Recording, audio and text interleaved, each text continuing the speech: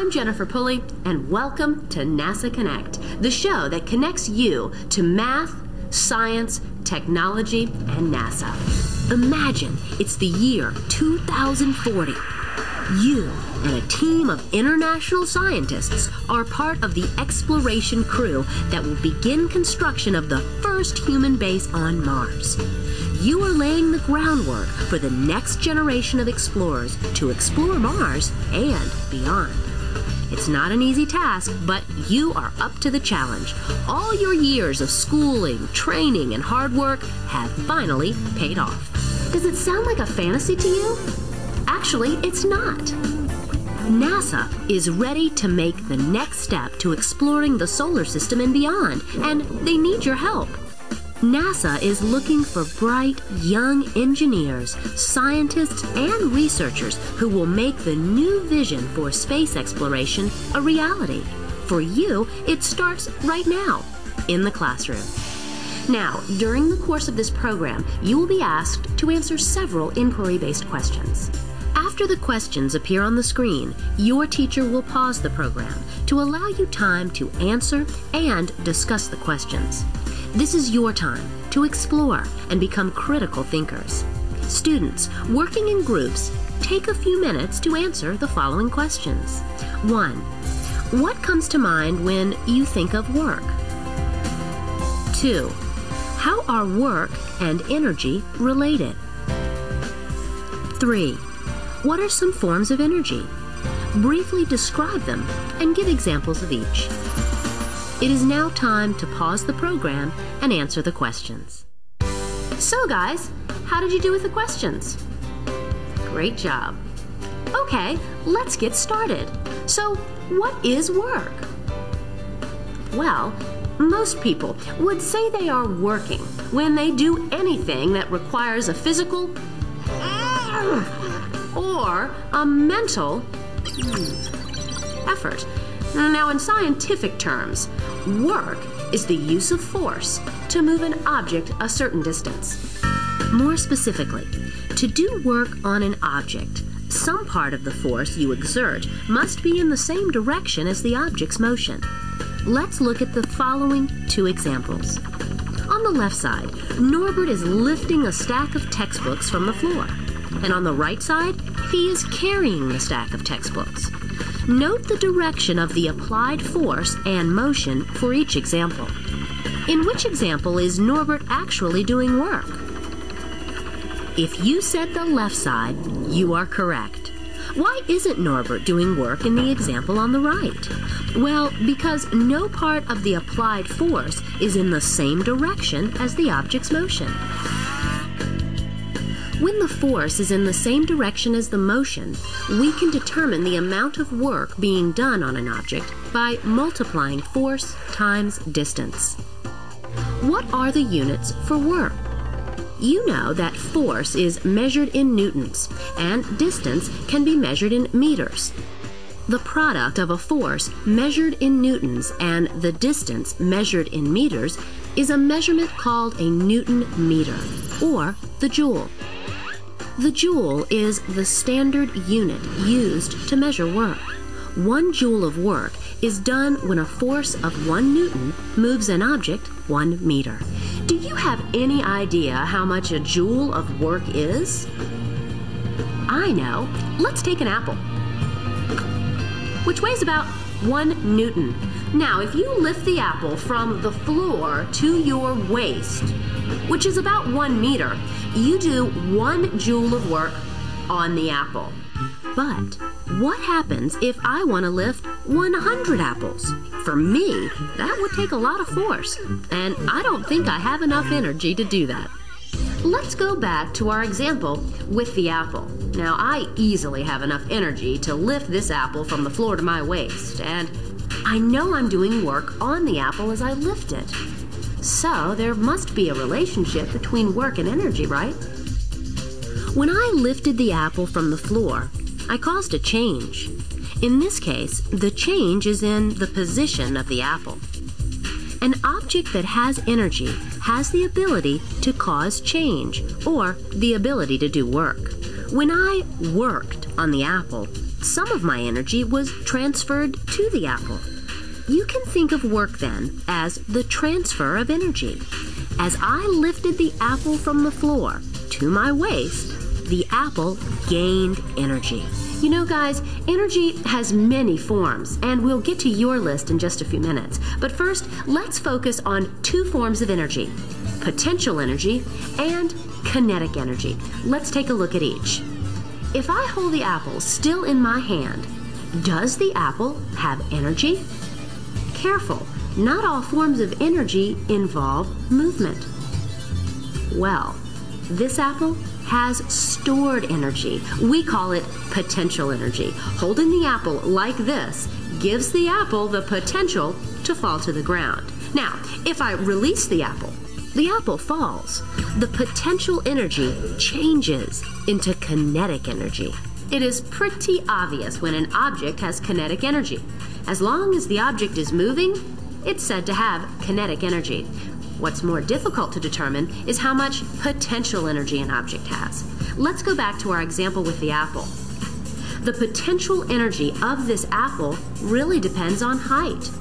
How high or low my hand is from the ground. We call this type of potential energy gravitational potential energy. Gravitational potential energy depends on mass, gravitational acceleration, and height. Near the Earth's surface, gravitational potential energy, or GPE, is equal to the product of mass, gravitational acceleration, and height.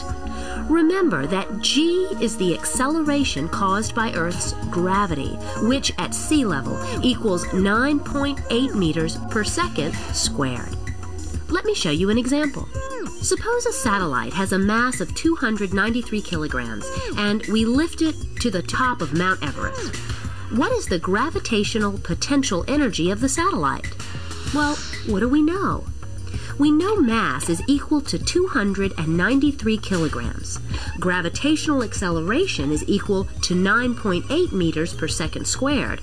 And we know the height of Mount Everest, which is approximately 8,850 meters. Let's write the equation for gravitational potential energy. GPE equals mgh. Substituting in our values for mass, acceleration due to gravity, and height, we get GPE equals the product of 293 kilograms, 9.8 meters per second squared, and 8,850 meters. The answer turns out to be approximately 25 million. Don't forget, I need to assign a unit to that number. Units are very important when explaining scientific concepts. Do you have any idea what the unit for energy is? Let's figure it out. The original equation for GPE is mgh. Mass times gravity is equal to weight. And weight is measured in newtons. Remember, weight is a force. Therefore, the unit for gravitational potential energy is the Newton meter. Do you remember from earlier in the program what a Newton meter is equivalent to? Well, if you said 1 joule, you're on the ball. 1 Newton meter is equivalent to 1 joule. Wait a minute. Work is also measured in joules. I think we just showed mathematically how energy and work are related to each other. Now let's go back to kinetic energy. How much kinetic energy do you think an object, say, like a rocket, depends on? The kinetic energy of an object depends on both its mass and its velocity. The mathematical relationship between kinetic energy, mass, and velocity is Ke equals 1/2 mv squared. Notice that the velocity is squared in the equation. Remember, guys, the number 2 is called an exponent. The exponent tells you how many times a number or base is used as a factor. For example, 2 squared is equal to 2 times 2, which equals 4. 3 squared is equal to 3 times 3, which equals 9, and so on. The term v squared equals v times v. So, are you ready to try a problem involving kinetic energy? Here's one for you. Norbert's Mars rover, with a mass of 210 kilograms, is traveling on the surface of Mars at a speed of 6 meters per second. Zot's rover, with a mass of 170 kilograms, is traveling on the surface of Mars at 8 meters per second. Predict which rover has more kinetic energy. Then verify your prediction mathematically. You may now pause the program. So did you make the correct prediction? Let's double check your work.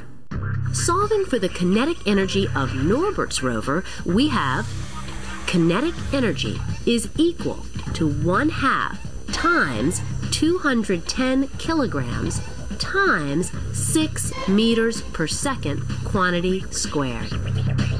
The kinetic energy of Norbert's rover is equal to 3,780 joules.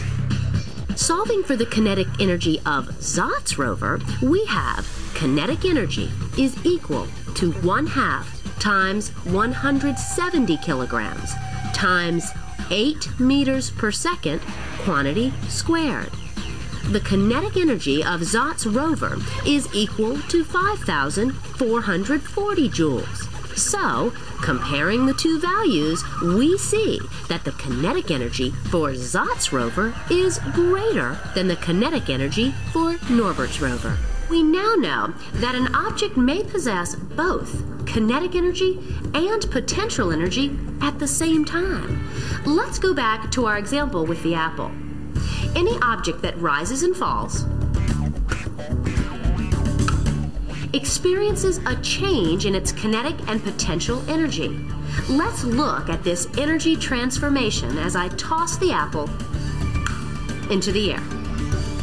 When the apple moves, it possesses kinetic energy.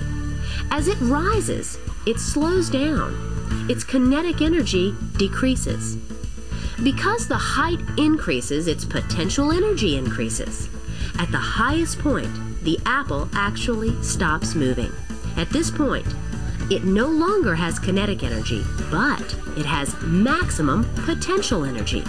As the apple falls, the kinetic energy increases and the potential energy decreases. No matter how energy is transformed or transferred, all of the energy is still present somewhere in one form or another. This statement is known as the law of conservation of energy. As long as you account for all the different forms of energy involved in any process, you will find that the total amount of energy never changes. In other words, energy cannot be created or destroyed. It just changes form. So, do you think you have a pretty good idea of what work and energy, specifically potential and kinetic energy, are all about? Well, good, because now it's time to preview this program's hands-on activities.